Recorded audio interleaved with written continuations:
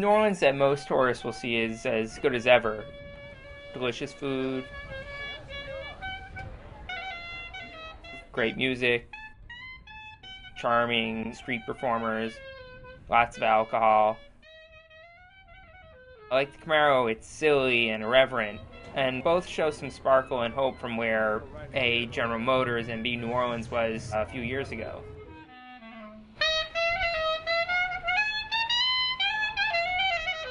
The French Quarter has pretty much recovered. The Saints Super Bowl victory was obviously a huge boost. Go Saints! Go Saints! Who that? Who that? Who that?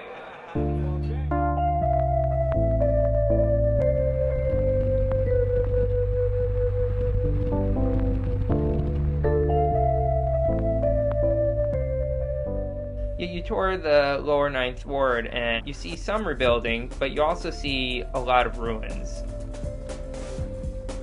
And like a lot of areas over the region, you suspect that it'll never really heal. Abandoned homes, abandoned hospitals, abandoned amusement parks. And the fear that another storm might be just over the horizon.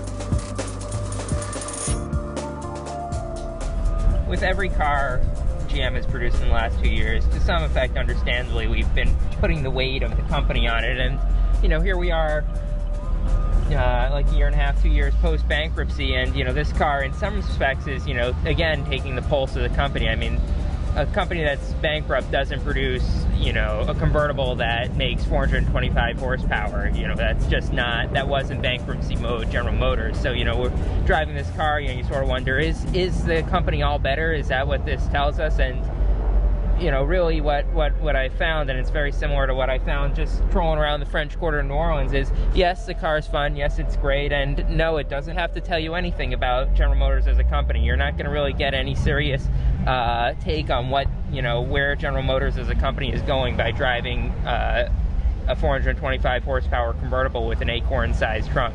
Just not going to happen. The same way as you're not going to get a serious analysis of where the city of New Orleans is heading by, you know, talking to a jazz musician on the side of the street. Spending 4 days in New Orleans, all we can really say is it's kind of fun, and all we can really say about after driving Camaro for 4 days is, yeah, it's a hell of a lot of fun. I don't know if it means that General Motors is back. It's just a lot of fun, and that's how you have to understand both New Orleans and the Camaro.